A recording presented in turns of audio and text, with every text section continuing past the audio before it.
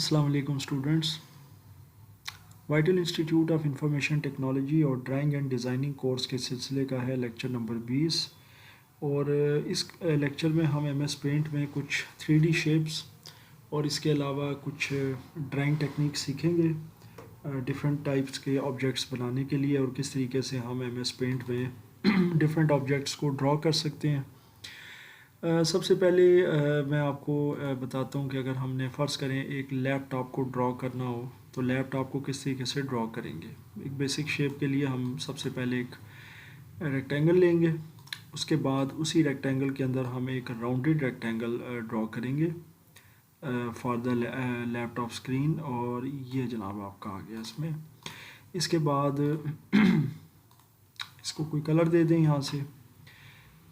After that आपने लेना है लाइन टूल, और लाइन टूल की आपने जो भी थिकनेस रखनी है वो आप अपनी मर्ज़ी से रख सकते हैं। फ़िलहाल मैं ये थिकनेस रखूँगा और यहाँ पर इसको इसके हब पर रख कर राइट कॉर्नर में मैं एक लाइन इस तरह से ड्रॉ करूँगा।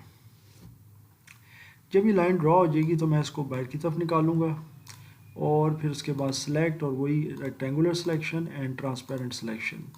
सेलेक्ट करने के बाद जनाब कंट्रोल की होल्ड रखूँगा कीबोर्ड से और एक और इसकी कॉपी निकाल लूँगा। कॉपी निकालने के बाद इसको जी रोटेट करना है जी हमने फ्लिप हॉरिजॉन्टल, और सॉरी ये आई थिंक डबल हो गई थी। अच्छा जी, रोटेट फ्लिप हॉरिजॉन्टल, तो ये फ्लिप हो जाएगी हॉरिजॉन्टली। अब आप इसको यहाँ पर इसको लगा सकते हैं इस तरह, और इसी तरीके से ये वाली भी आपने लाइन उठाई और यहाँ लगा दी। इसके बाद आपने सिलेक्शन यहाँ से उठानी है और इसको देखना है कि ये थोड़ी सी ज़रा अलाइनमेंट में होता है। अब इसको कट कर देंगे तो ये बिल्कुल ठीक हो जाएगी। इसके बाद वंस अगेन हमने लाइन टूल लेना है और यहाँ से स्टार्ट करना है, और शिफ्ट के साथ इसको आगे आपने एक्सेलरेट कर देना है। ये आप देख सकते हैं ये जनाब चलेगी यहाँ तक, और सॉरी कंट्रोल जी सेलेक्ट करेंगे और यहाँ से जनाब हम इसको थोड़ा सा ट्रिम कर देंगे तो दैट लुक्स गुड नाउ। इसके बाद जनाब हम फिर लाइन टूल लेंगे, इसको कंटिन्यू करते हैं शिफ्ट के साथ to make a keyboard layout. उसके बाद आपने जनाब यहाँ से ये लाइन इधर कंटिन्यू करनी है और इसको इसके साथ कर देना है। फिर उसके बाद आपने यहाँ से शुरू करना है और ये जनाब आपकी लाइन इधर आ गई। इसी तरीके से मतलब ये आप पर डिपेंड करता है। अभी मैं सिर्फ एक रफली तौर पर इसका एक लेआउट बना रहा हूँ। I am not gonna make a perfect keyboard properly keys या ऐसा की कोई चीज़ मैं फ़िलहाल नहीं बना रहा। अच्छा जी, उसके बाद अगर आपने इसके अंदर डिवीजन्स करनी हो कीज़ की तो वो भी कर सकते हैं। फॉलो आपने इस तरह का पैटर्न करना है। ये आपने यहाँ से इसको इस तरीके से जैसे भी आप फॉलो करना चाहते हैं, जिस तरीके से कीबोर्ड का पैटर्न रखना चाहते हैं वो आप इसका रख सकते हैं। इसके अलावा इसका कलर अगर आप यही चेंज करना चाहें तो ये भी कर सकते हैं, और ये वाला भी चेंज हो सकता है, ये वाला भी, ये वाला भी और ये वाला भी। अच्छा जी, इसके बाद हम वंस अगेन लाइन टूल लेंगे और यहाँ से इसको लाइन को नीचे की तरफ ले जाएंगे शिफ्ट के साथ ताकि स्ट्रेट लाइन लगे तकरीबन इतनी। इसके बाद राइट एरो को यूज़ करें और ये जनाब आपकी लाइन ठीक हो गई। अब मैं इसको ज़रा बाहर ले जाता हूँ ताकि मैं इसको सिलेक्ट और ट्रांसपेरेंट सिलेक्शन से इसकी एक कॉपी बना लेता हूँ। ये जनाब कंट्रोल के साथ इसकी एक कॉपी बना ली। अब एक आपने कॉपी यहाँ लगा देनी है। वैसे इसमें कॉपी की ऐसा कोई ज़रूरत नहीं है, आप सिंपली लाइन ड्रॉ कर सकते हैं और बाद में उसको ट्रिम कर सकते हैं, लेकिन बाद मैंने इसका वही प्रोसीजर फॉलो किया है। बाद में आप इसको यहाँ से ट्रिम कर दें ताकि ये लाइंस बराबर हो जाएं। इसके बाद जनाब मैं लाइन टूल लूँगा और शिफ्ट के साथ यहाँ से एक लाइन इसको ड्रॉ कर लेंगे जी, और इसको कोई कलर दे देंगे यहाँ पर बीइंग अ फिल।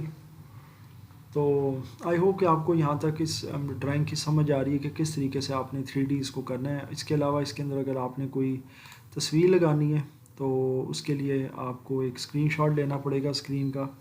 आपने कीबोर्ड से प्रिंट स्क्रीन को प्रेस करना है और उसके बाद MS पेंट ओपन करके यहाँ पर पेस्ट कर देना है। ये मैंने अपनी स्क्रीन प्रिंट कर ली है। अच्छा जी, इसके बाद मैं ये फालतू जो वाइट स्पेस है इसको ट्रिम कर देता हूँ और ये सारे का सारा जो है ये यहाँ तक इसको कर दिया जी। इसके बाद जनाब फाइल में जाते हैं, इसको सेव कर लेते हैं डेस्कटॉप के ऊपर, और डेस्कटॉप के ऊपर इसका नाम रखते हैं स्क्रीन।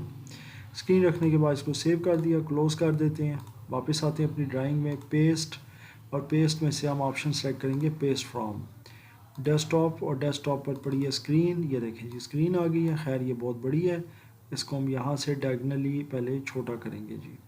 मेक श्योर के बाहर क्लिक ना हो, अगर बाहर क्लिक हो गया तो फिर वो आपके लिए ज़ाहिर है एक मसला बन जाएगा उसको उठाना। अच्छा जी, इसके बाद आपने ये स्क्रीन उठानी है। अगर आप इसको इस तरह से एडजस्ट करना चाहते हैं तो ये आपने यहाँ पर कर दी, और ये जनाब यहाँ पर आ गई, और इस तरीके से ये आपकी यहाँ पर आ गई। सो ये जनाब आपकी लैपटॉप की स्क्रीन भी आ गई। तो जनाब ये हमारी बेसिक शेप है। इसके बाद हम कुछ 3D शेप्स के बारे में सीख लेते हैं। 3D शेप्स किस तरीके से हम बना सकते हैं। लेट्स सपोज़ हम कोई एक सर्कल बनाते हैं जनाब, और सर्कल में हम कोई कलर कर लेते हैं। फॉर एग्ज़ाम्पल इसका रेड स्ट्रोक है और ग्रीन फिल है। सबसे पहले आपने सेलेक्ट लेना है और नीचे से ट्रांसपेरेंट सिलेक्शन को ऑन रखना है। इसको सेलेक्ट करना है और शिफ्ट के साथ इसको आगे लेकर जाना है। ये देखें, तो इस तरीके से आप बना सकते हैं। कंट्रोल Z कर दें, इस तरीके से भी आप बना सकते हैं। किसी टाइप की भी कोई भी शेप आप बना सकते हैं, दैट डजेंट मैटर, आप किसी भी तरीके से काम कर सकते हैं। इसके अलावा अगर आप कोई टेक्स्ट वगैरह लिखते हैं उसको भी आप 3D शेप दे सकते हैं। जैसे कि मैं देता हूँ यहाँ पर, अभी टेक्स्ट लिखता हूँ अदनान। इसके बाद मैं इसको सेलेक्ट करूँगा। सेलेक्ट करने के बाद इसको शिफ्ट के साथ बाहर की तरफ लेकर आऊँगा। ये देखें, शिफ्ट को होल्ड रखा है और माउस के साथ बाहर की तरफ, तो ये भी एक 3D शेप बन जाएगी। इसी तरीके से हर शेप के साथ यानी कि डिफरेंट तरीके से हमारी अप्रोच चलेगी, और प्रोसीजर वही है, शिफ्ट को होल्ड रखकर आपने इसको ड्रैग करना है। अब ये मैंने एक स्टार बनाया जी, इसकी मैं कॉपी बाहर निकाल लेता हूँ कंट्रोल के साथ। इसके बाद इसको मैं कोई स्ट्रोक और फिल कलर दे देता हूँ। सबसे पहले मैं स्टार को सिलेक्ट करूँगा और शिफ्ट के साथ इसको मैं थोड़ा सा आगे की तरफ निकालूंगा to make a 3D shape. उसके बाद इस स्टार को उठाकर मैं इसके ऊपर यहाँ रख दूँगा। ये देख सकते हैं आप, तो ये एक 3D स्टार बन जाएगा जनाब। अच्छा जी इसी तरीके से किसी भी शेप के साथ आप काम कर सकते हैं। अब ये मैं एक लाइन लेता हूँ टूल, और लाइन का भी कोई एक बड़ा ज़बरदस्त मकसद है, वो मैं आपको बताता हूँ। जैसे ये लेट्स सपोज मैंने लाइन बनाई है। अब मैं सेलेक्ट करूँगा इसको पहले मैं डिलीट कर देता हूँ। ये जिस तरीके से कट मार्कर होता है, अब आपने शिफ्ट को होल्ड रखना है, और ये देखें ये जनाब आपका इस तरीके से ये काम करेगी। तो ये जनाब आपकी जो लाइन है ना वो इस तरीके से काम करेगी। तो आई होप कि आपको ये भी समझ आ गई है। अब अगर आपने एक ही टिप के साथ चलाना हो, क्योंकि अब अदनान हो गया था तो फिर अब इसके लिए थोड़ा सा इशू बनता है, उसकी भी मैं आपको टिप दे देता हूँ। उसके लिए ये है कि कंट्रोल के साथ इसकी कॉपी बाहर निकालने, बाद में यूटिलाइज़ हो सकती है। अच्छा जी, इसके बाद इसको यहाँ रखें और शिफ्ट के साथ आप इसको यहाँ से बना सकते हैं। उसके बाद फिर इसकी एक कॉपी ले आएँ, यहाँ पर रखें, और शिफ्ट के साथ आप इसको लिख सकते हैं। तो पर ये बहुत अच्छा नहीं बना, लेकिन ये है कि हम 3D शेप इस तरीके से बना सकते हैं जनाब। और जिस तरीके से आपने ये वाला भी देखा है, फिर इसके अलावा आप किसी भी टाइप का कोई भी आप एक रेक्टेंगल लेते हैं या एक सर्कल ले लेते हैं, और उसको भी अगर आप इस तरीके से शिफ्ट के साथ करते हैं, अभी बगैर मैं फिल के करना चाह रहा हूँ, ये देखें, तो ये इस तरीके से, या फिर मैं इसको ये देखें ये शेप में बना सकता हूँ, और बाद में इसको मैं अगर फिल कलर करना चाहूँ तो मैं ये कर सकता हूँ।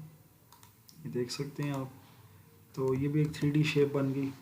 So you can make different types of 3D shapes with the help of shift की फ्रॉम कीबोर्ड, और डिफरेंट टाइप के आप इफ़ेक्ट्स बना सकते हैं इसमें।